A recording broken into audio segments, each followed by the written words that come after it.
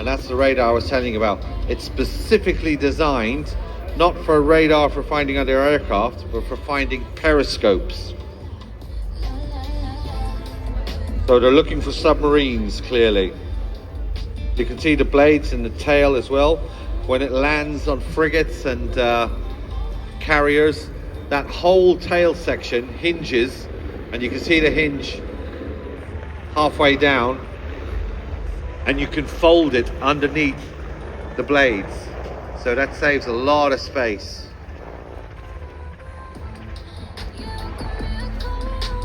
Primary weapon system is the Stingray torpedo, but as I said, in the cargo door you can mount a 50 cal.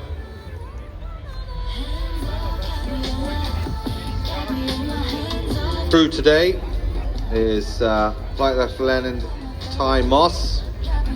Pilot is Flight Commander, Pilot in Command for the display. Joining him up at the front is Lieutenant Mo James. Next tour is going to be an instructor down at ORF Shrewsbury.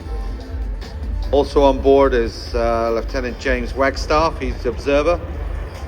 First tour on Merlins. He was originally on Type 45 destroyers. Also Petty Officer Andy Butler. He's a sensor operator and the expert sub-detector. Or as I said earlier, he's a pinger. But behind him there's a massive team.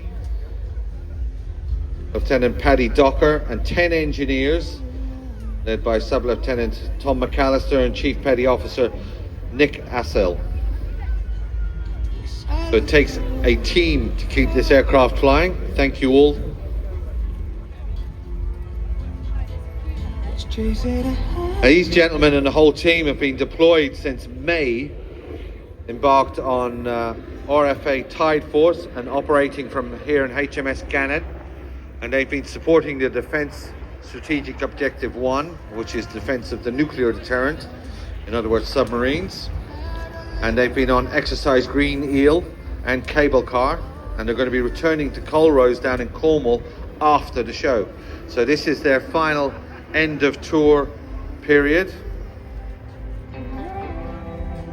and all of the crews, the flight crews and the crews on the ground, would like to say a huge thank you for their families of those deployed, and they're really looking forward to going home and seeing their loved ones soon. Thank you all, sir. Thank you all for your service. Right, now watch as the Merlin goes into a hover.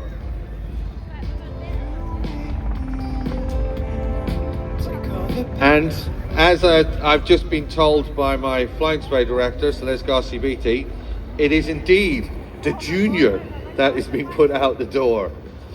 So on the end of the rope, it's not a rope, I'm sure it's something highly sophisticated, is the Petty Officer Andy Butler. He is air crewman, sensor operator, and as his name suggests, as I said, when you're hunting for submarines and you're doing it on the radar, you're called a pinger.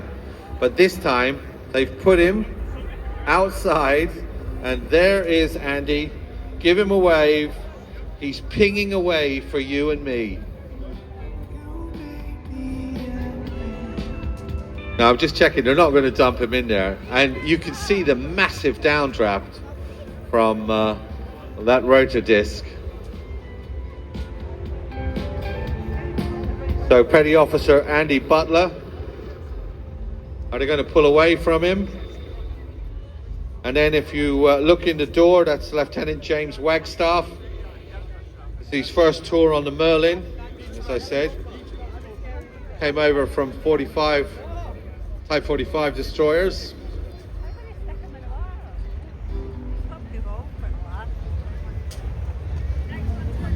And up at the controls in the cockpit, Lieutenant Ty Moss and Lieutenant Mo James. And what they can do going forward, they can definitely do going backwards. Petty Officer Andy Butler getting the best view of the house. At least he hasn't been dipped into water, so that's got to be said something.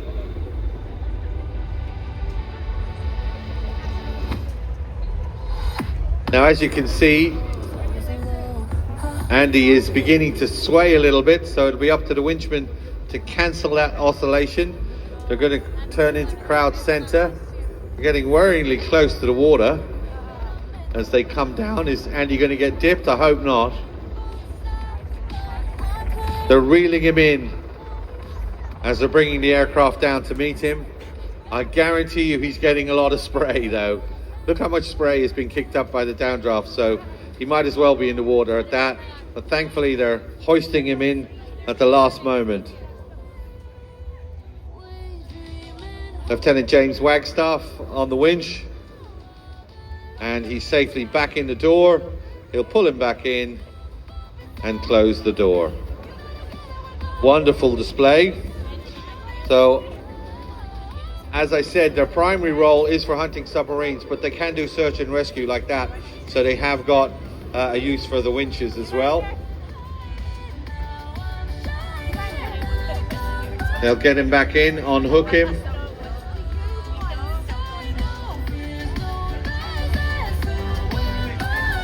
Now moving off to our right.